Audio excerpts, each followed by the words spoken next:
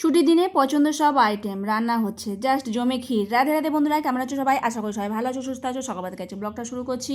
দুপুরে ভোগ রান্না করবো আজকে খিচুড়ি। তার জন্য এখানে সোনা মুগ ডাল হাফ কৌটো নিয়ে নিয়েছি, আর একটু বড় দানার মুগ ডাল আছে যেটা, সেটাও হাফ কৌটো নিয়ে নেবো।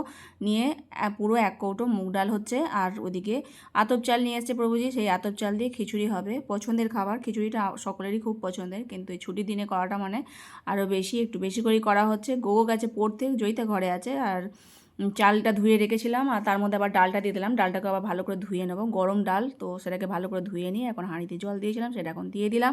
আর একটা দুধ বসিয়েছি পাশে গ্যাসে, দুধ জাল দিচ্ছি। আজকে করব খেজুর গুড়ের পরমান্ন।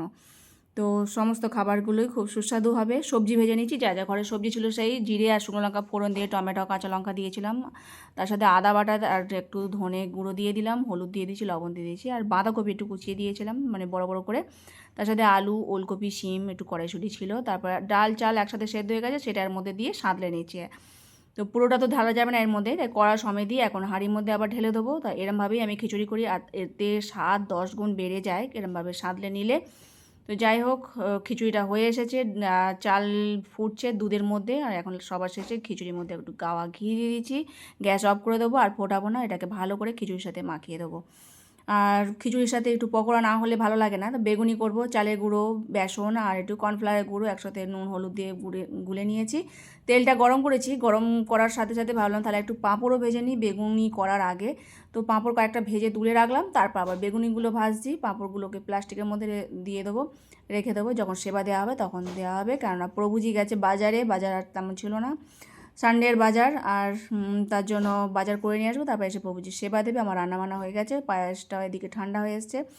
খেজুর গুড়ের পায়েসের কালারটা একটা আলাদা রকম হয়, ওপরে স্তর পরে একটা সুন্দর গুড়ের। প্রভুজি আসার পর আবার সেবাও দিয়ে দিয়েছে। তো যাই হোক, একটু বেগুনও ভেজেছিলাম, কেননা বেগুনটা যখন বানাচ্ছিলাম দেখলাম একটু দানা হয়েছে, তো সেই বেগুন ভাজা ভালো লাগবে না, তাই ওপরের যে অংশটা ছিল সেটাকে, মানে যেটা দানা থাকে না সেটাকে ভেজে নিয়েছি, তারপরে বেগুনি করেছি। তারপরে পরমান্নও পেয়েছিলাম, খুব সুস্বাদু হয়েছিল। সকাল থেকে কাজকর্ম সেরেছি, কাজকর্ম করার পর জামা কাপড়গুলো মানে ধোয়া হয়েছে, আর মেলা হয়নি। এখন তো রোদ এমনিতেই চলে যায়। যাই হোক, মেলে দিয়ে এলাম। আর প্রভুজি যে বাজারগুলো নিয়ে এসেছিলো সেগুলো তোমাদের দেখানো হয়নি, গোছানো হয়নি। তো মুড়ি নিয়ে এসেছিলো, ওটা দেশি চালের মুড়ি। আর এদিকে পতঞ্জলি ম্যাগি নিয়ে এসেছিলো, আর ধনে পাতা, ফুলকপি, বাঁধাকপি, আর এই যে কাঁটা বেগুন, সেই বেগুন পোড়া খেতে খুব ভালো লাগে, কাঁটা বেগুনের।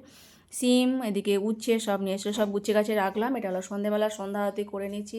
আর যেহেতু দুপুরবেলা রান্না করেছিলাম, খিচুড়ি অনেকখানি আছে, তো ভগবানকে রাত্রিবেলা ভোগ নিবেদন করবো। এই যে মশলা মুড়ি করেছি, ছোলা ভিজিয়ে রেখেছিলাম, আলু সেদ্ধ করে ছোলার সাথে কুচিয়ে টমেটো, তারপরে ধনে পাতা, কাঁচা লঙ্কা কুচি, ধনে গুঁড়ো, জিরে গুঁড়ো সব ঘরে ভাজা, আর একটু মানে লবণ দিলাম, বিট লবণ, তার সাথে লেবু দিয়ে আর এই মুড়ি দিয়ে হালকা করে মেখে দিয়েছিলাম সর্ষের তেল দিয়ে ভগবান কিন্তু মুড়ি মানে হলুদ মুড়িটা খুব বেশি পছন্দ করে। যাই হোক, মুড়িও ভগবানের খুব প্রিয়।